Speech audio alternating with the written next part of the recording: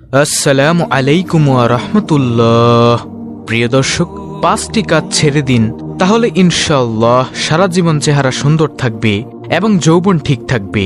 প্রিয় দর্শক, খুবই গুরুত্বপূর্ণ একটি ভিডিও, তাই অনুরোধ করছি ভিডিওটি শেষ পর্যন্ত দেখুন। চলুন তাহলে ভিডিওটি শুরু করা যাক।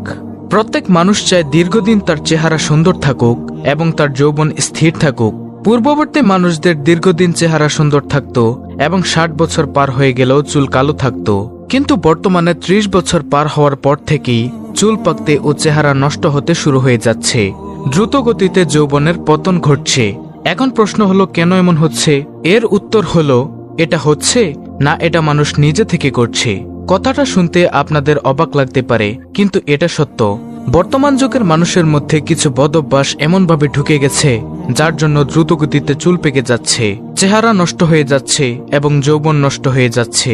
আপনি যদি এই বদঅভ্যাস বর্জন করতে পারেন, তাহলে আগেকার মানুষদের মতো 50 বছর পার হয়ে যাবে, তারপরও আপনার চেহারা ঠিক থাকবে, এবং 50 বছর পার হয়ে যাবে, তারপরেও আপনার চুল কালো থাকবে, যৌবন ঠিক থাকবে।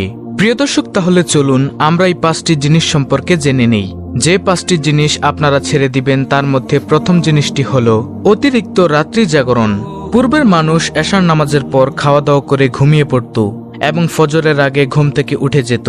তারপর সকালের সুন্দর ঠান্ডা বাতাসে চলাফেরা করত, কাজকর্ম করত।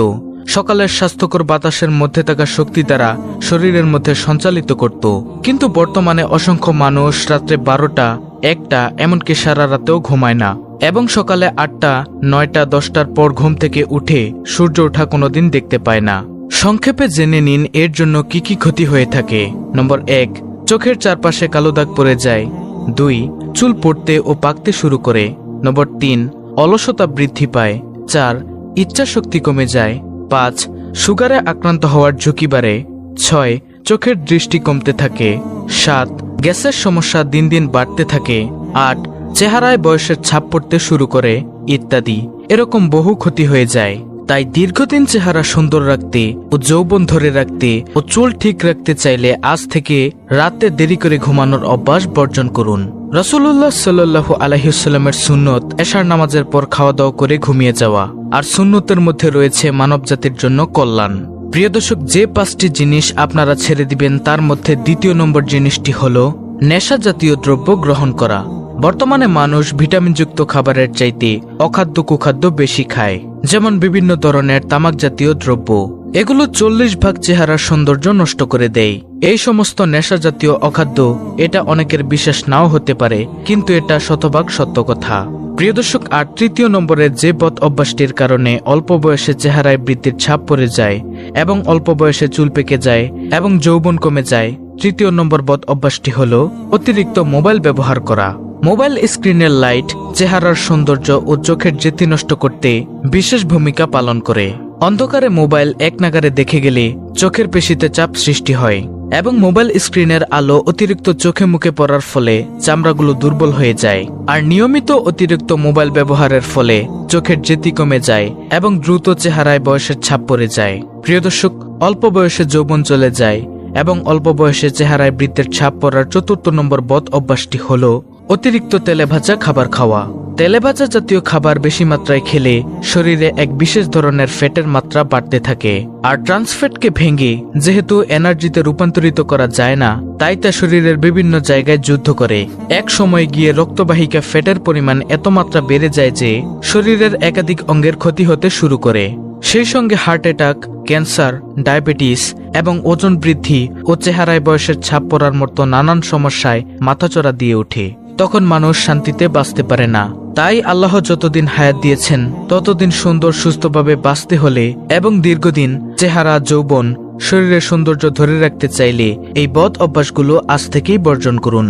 এগুলো বর্জন করার পাশাপাশি কিছু খাবার নিয়মিত খাদ্য তালিকায় রাখবেন, ইনশাল্লাহ অনেক উপকার পাবেন। যেমন বেশি পরিমাণে শাকসবজি, যেগুলো বাদাম, খেজুর, কিশমিশ, মধু, জাইতুন ইত্যাদি শরীরের চামড়া সুন্দর রাখতে, চুল পড়া বন্ধ করতে, দীর্ঘদিন চুল রাখতে বিশেষ ভূমিকা পালন করে আসছে। নবীজি সাল্লাল্লাহু আলাইহি ওয়াসাল্লাম বলেছেন, নিয়মিত জাইতুন তেল খেলে এবং শরীরে মালিশ করলে কি উপকার তা বলে শেষ করার মতো নয়। প্রিয় দর্শক, আর ৫ম নম্বরে যে পথ অভ্যাসটি ছাড়তে হবে চেহারা সুন্দর রাখতে, যৌবন ঠিক রাখতে এবং চুল কালো রাখতে। ৫ নম্বরে যে বদ অভ্যাসটি ছাড়তে হবে তা হলো আমাদের মধ্যে যাদের নামাজ পড়ার অভ্যাস নেই, যারা ঠিকমতো নামাজ পড়ি না, এই বদ অভ্যাসটি অবশ্যই ছাড়তে হবে। কারণ নামাজ পড়লে আমাদের শারীরিক কি উপকারে আসে তা সম্পর্কে আপনারা জানলে অবাক হয়ে যাবেন। কারণ নামাজ আমাদের শারীরিক অনেক উপকারে আসে। তো চলুন আমরা জেনে নেই। দর্শক, নামাজ হলো ফরজ ইবাদত। আল্লাহ তাআলা প্রতিদিন মুসলমানদের জন্য ৫ ওয়াক্ত নামাজকে ফরজ করেছেন। এ নামাজ পরকালের মুক্তি লাভের অন্যতম মাধ্যম। কারণ পরকালে সর্বপ্রথম নামাজের হিসাব গ্রহণ করা হবে। যে ব্যক্তি নামাজের হিসাব সুন্দরভাবে দিতে পারবে তার পরবর্তী হিসাব সহজ হয়ে যাবে। আবার নামাজ দুনিয়ার সব ধরনের অশ্লীল ও অন্যায় কাজ থেকে বিরত রাখে। শুধু তাই নয়, নামাজের মাধ্যমে নামাজি ব্যক্তি অনেক শারীরিক উপকার লাভ করে, যার কিছু তুলে ধরা হলো আজকের এই ভিডিওতে। প্রিয় দর্শক, যখন মানুষ নামাজে দাঁড়ায় তখন তার চোখ সেজদার স্থানে স্থির থাকে, ফলে মানুষের একাগ্রতা ও মনোযোগ বৃদ্ধি পায়। আর নামাজি ব্যক্তি যখন রুকু করে এবং রুকু থেকে উঠে সোজা হয়ে দাঁড়ায় তখন মানুষের কোমর ও হাঁটুর ভারসাম্য রক্ষা হয়, রক্ত চলাচল বৃদ্ধি পায়, ফলে কোমর ও হাঁটুর ব্যথা উপশম হয়। আর নামাজে যখন সেজদা করা হয় তখন নামাজি ব্যক্তির মস্তিষ্কে দ্রুত রক্ত প্রবাহিত হয়, ফলে তার স্মৃতিশক্তি বহুগুণে বৃদ্ধি পায়।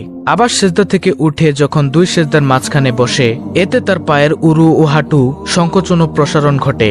এতে করে মানুষের হাঁটু ও কোমরের ব্যথা উপশম হয়। উঠা বসা নামাজের সময় নামাজি ব্যক্তিকে দাঁড়ানো, রুকুতে যাওয়া, রুকু থেকে উঠে সোজা হয়ে স্থির হয়ে দাঁড়ানো, আবার সেজদায় যাওয়া, সেজদা থেকে উঠে স্থিরভাবে বসা, আবার সেজদা দিয়ে দাঁড়ানো বা বসা, এসবই মানুষের শরীরের জন্য প্রয়োজনীয় ব্যায়াম। এতে মানুষের শারীরিক বহুবিধ উপকার সাধিত হয়। মানসিকতার পরিবর্তন, নামাজের মাধ্যমে মানুষের মন ও মানসিকতায় অসাধারণ পরিবর্তন আসে। গুনাহ, ভয়, নিচুতা, হতাশা, অস্থিরতা, পেরেশানি ইত্যাদি দূরীভূত হয়। ফলে বিশুদ্ধ মন নিয়ে সব কাজে সম্পৃক্ত হওয়া যায়। আর দেহের কাঠামোগত উন্নতি, নামাজ মানুষের দেহের কাঠামোগত ভারসাম্যতা বজায় রাখে, ফলে স্থূলতা ও বিকলাঙ্গতা হার কমে যায়।